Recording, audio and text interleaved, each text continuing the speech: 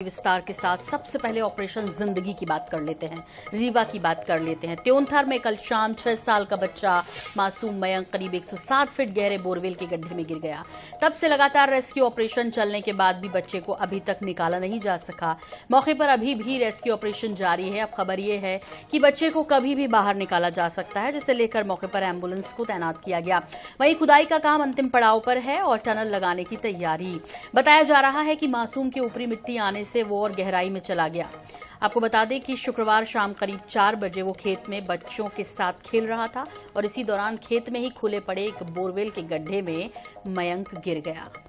तो दूसरी तरफ हम आपको मयंक की वो तस्वीर भी दिखा रहे हैं, उस मासूम की तस्वीर भी दिखा रहे हैं और साथ ही साथ हम वो जानकारी भी आपके साथ साझा कर रहे हैं कैसे समय समय पर ये मासूम इन बोरवेल का शिकार होते रहते हैं। उसके बाद भी लोग समझने, सोचने को और सतर्क रहने को तैयार नहीं। कितने ऑपरेशन चलाए जाते हैं जब इस तरह किसी बच्चे की जिंदगी गड्ढे में होती है तब, और उसके बाद हम फिर भूल जाते हैं। 2-3 दिन 4 दिन इसकी चर्चा होती है और प्रशासन सख्ती भी दिखाता है, लेकिन उसके बाद कहीं ना कहीं ढिलाई प्रशासन की तरफ से, और दूसरी सबसे बड़ी ढिलाई जो अपने खेत में या घर के आसपास या कहीं भी किसी क्षेत्र में बोरवेल का गड्ढा खुदवाते हैं तो उसे खुला छोड़ देते हैं, क्योंकि उसमें से पानी नहीं आता, और पानी नहीं आता इसलिए जिंदगी दांव पर लगाते हैं। किसकी जिंदगी दांव पर लगती है? मासूम बच्चों की। तो मध्य प्रदेश में एक और बच्चा जो कि बोरवेल के गड्ढे में घिरा हुआ है और अब इतना नीचे है, ऊपर से मिट्टी और ज्यादा गिरी उसके ऊपर, जिसकी वजह से वो और अंदर चला गया।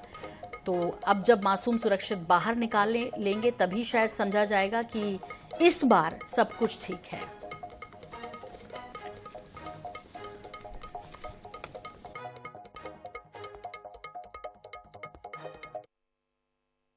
रीवा जिले के मनिका गांव में एक बालक सूखे बोरवेल में खेलते खेलते चला गया। बड़ी दुख की बात है। हमने रेस्क्यू करने के लिए वहां टीम लगाई हुई है, लेकिन बारिश और मिट्टी में धंसा होना, गीला होने के कारण से काफी कठिनाई आ रही है।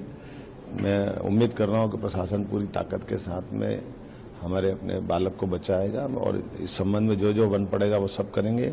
मेरे अपने विधायक मित्र सिद्धार्थ तिवारी वहीं मौके पे है, कलेक्टर से मेरी बात हुई, एसपी से बात हुई, सारी रेस्क्यू टीम लगी हुई है। उम्मीद करेंगे कि हम सब मिलकर के सफल हों। निश्चित रूप से सभी अधिकारियों से कहा है कि ऐसे मामलों में पूरी सावधानी और सतर्कता बरतें। यदि गड्ढे खुदे हैं बोरवेल के लिए तो आवश्यक वहां पर बचाव की व्यवस्था वहां पर सुनिश्चित करके रखें। तो मध्य प्रदेश और छत्तीसगढ़ में दोनों ही मयंक को बचाने की, उसकी जिंदगी सुरक्षित हो, इसके लिए जो हमारे लीडर्स हैं, नेता हैं, वो भी ऐसा चाहते हैं। लेकिन एक उम्मीद जरूर करते हैं कि यदि हमेशा सख्ती दिखाई जाए, इस तरह के मामलों में यदि सख्त से सख्त सजा हो जाए, तब शायद लोग सीखें, क्योंकि मासूमी की जिंदगी तो वो दाव पर लगाने से नहीं चूक रहे हैं। दिनेश दहिया हमारे साथ मौजूद हैं और उनसे बात करेंगे, अपडेट लेंगे। दिनेश, लगातार इस तरह की जानकारी मिल रही है कि बस अब और थोड़ी देर मयंक को बाहर निकाल लिया जाएगा, बस अब और थोड़ी सी देर। ये कब तक चलेगा? दरअसल कब तक मयंक बाहर आ जाएगा? आप ग्राउंड जीरो पर हैं तो स्थिति बता सकते हैं वहां की? जी बिल्कुल, आपको बताना चाहूंगा एनडीआरएफ की टीम लगातार 36 घंटे से रेस्क्यू चालू है, लेकिन एक अपडेट नया आया है कि जो एनडीआरएफ की टीम जो गड्ढे बनाए थे मयंक को निकालने के लिए, वो काफी नीचे बना दिए और मयंक बीच में फंसा हुआ है। तो अब एनडीआरएफ की टीम है, लाइटों की व्यवस्था कर रही है, लाइट लगा रही है।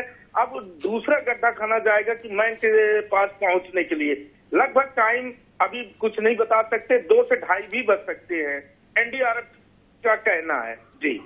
जी, तो ये लंबा समय है। ऐसे में मयंक की स्थिति को लेकर कोई अपडेट देख पा रहे हैं? क्योंकि ऊपर से मौसम ने और कहर बरपाया, बारिश और मिट्टी जो है वो धंसती जा रही है। जिस तरह की जानकारी इस पूरे ऑपरेशन के बीच मिली कि मयंक और भी अंदर चले गए हैं, तो दिनेश, आपसे जानना चाहेंगे कि मयंक सुरक्षित है, इस बारे में अपडेट टीम को मिल रही है?